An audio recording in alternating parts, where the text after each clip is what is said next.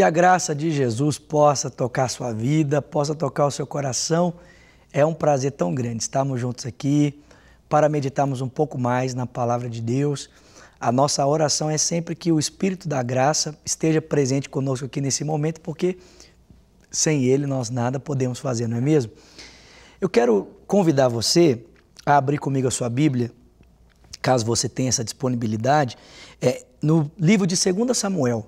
Nós estamos aqui refletindo sobre a vida de Davi e olha que interessante, nós já acabamos o livro de 1 Samuel. Então, se você tem acompanhado todas as reflexões, tem uma boa notícia para você. Então, a gente já praticamente leu todinho aqui o primeiro livro de Samuel.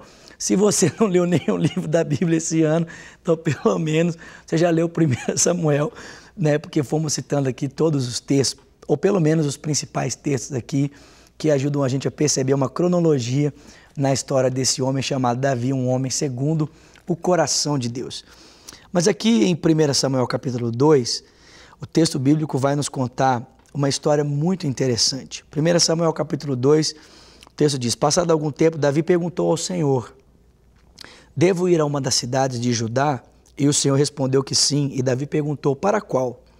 Para Hebrom, respondeu o Senhor. E então Davi foi para Hebrom com as suas duas mulheres, Ainoã de Jezreel e Abigail, viúva de Nabal, o carmelita. Davi levou também os homens que o acompanhavam, cada um com a sua família, e estabeleceram-se em Hebrom e nos povoados vizinhos. E então os homens de Judá foram a Hebrom e ali ungiram Davi rei da tribo de Judá. Gente, esse texto para mim, ele é brilhante, ele é extraordinário. Por quê? Porque Davi acabou de receber a notícia da morte de Saul. Se você ler o capítulo 1, você vai perceber que um amalequita corre até Davi, trazendo a notícia a respeito da morte de Saul e a sua coroa. Davi fica surpreendido com o relato da morte de Saul, ele é tão preciso, e ele pergunta para o amalequita: olha, como é que você sabe tudo isso? E o amalequita diz: não, porque eu mesmo fui o responsável pela morte de Saul.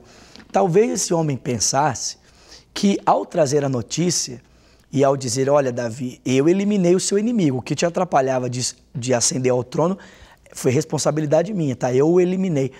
Talvez esse homem pensava que Davi de alguma forma poderia beneficiá-lo, né? Poxa vida, você que matou Saul?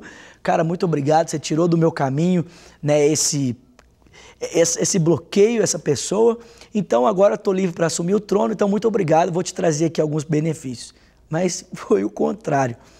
O texto sagrado diz que quando Davi ouviu aquele amalequita dizer: olha, fui eu que matei Saul, Davi olha para ele e diz: você tem coragem de vir até aqui a minha presença, me dizer que você é responsável pela morte de Saul?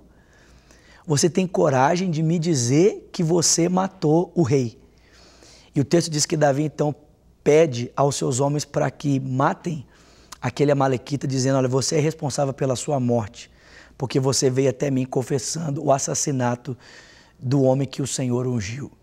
Bom, Davi acabou de receber a notícia. Ele tinha a promessa, Deus havia dito a ele: olha, vou estabelecer você como um rei para a nação de Israel.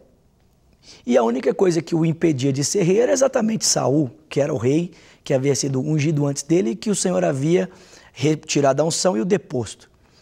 Bom, Davi tinha tudo para assumir o reino agora, concorda comigo? Ele poderia, né, voltar correndo para Jerusalém, voltar correndo para a sua terra, para Israel, e ali então assumir o reino. Mas, gente, é impressionante. O texto diz que ao invés de Davi se apressar para fazer com que a promessa de Deus se cumprisse na força do seu braço, o texto diz que diante da notícia da morte de Saul, Davi consulta o Senhor. Ele diz: Deus, devo voltar para as terras de Israel, devo voltar para Judá, para onde que eu volto? E o Senhor diz: você deve voltar, Davi. Ele diz: volto para onde, Deus? E ele diz: eu volte para Hebrom. Então Davi não estava preocupado apenas em fazer o que Deus queria, mas ele também estava preocupado em fazer do jeito que Deus queria. Ele não queria apenas cumprir o propósito de Deus, mas ele queria que esse propósito fosse cumprido da maneira de Deus. Ele perguntou: Deus, o que eu devo fazer e como eu devo fazer? São perguntas muito importantes, irmãos, que nós precisamos aprender a fazer para o Senhor. Deus, o que eu devo fazer?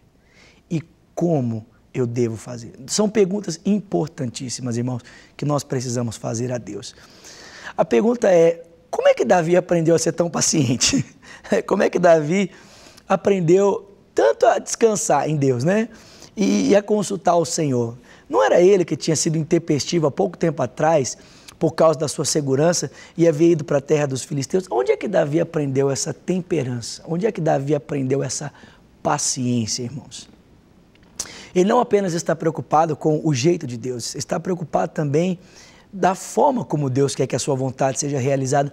Onde é que Davi aprendeu isso? E sabe o que é interessante?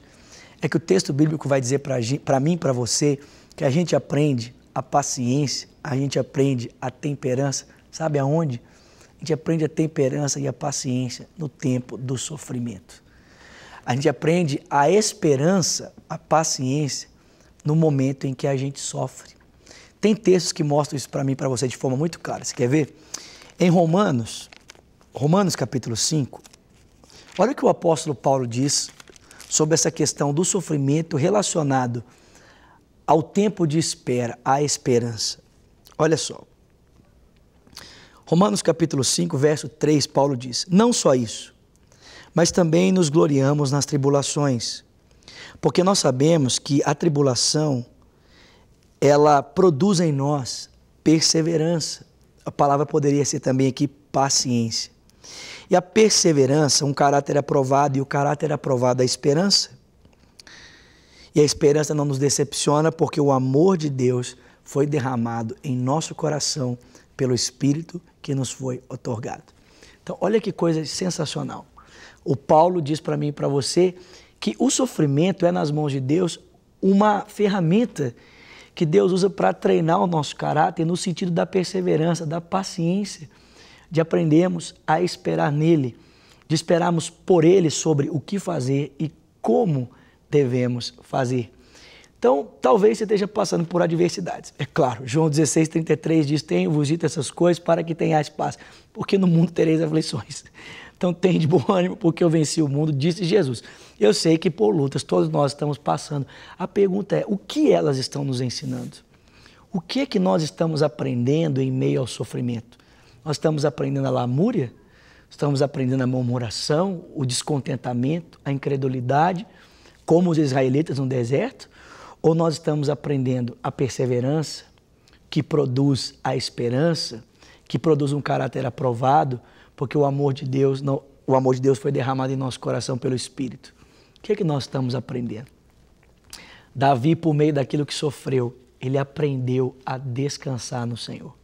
Ele aprendeu a esperar no Senhor.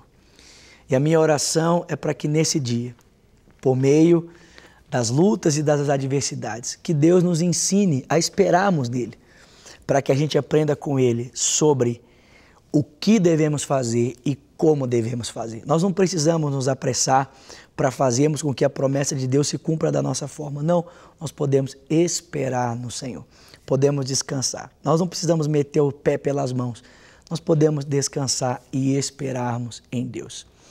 Deixo com você o nosso telefone, 3429-9550, e se Deus quiser, eu volto amanhã para continuarmos a falar sobre esse homem, Davi, um homem segundo o coração de Deus. Deus te abençoe e até lá.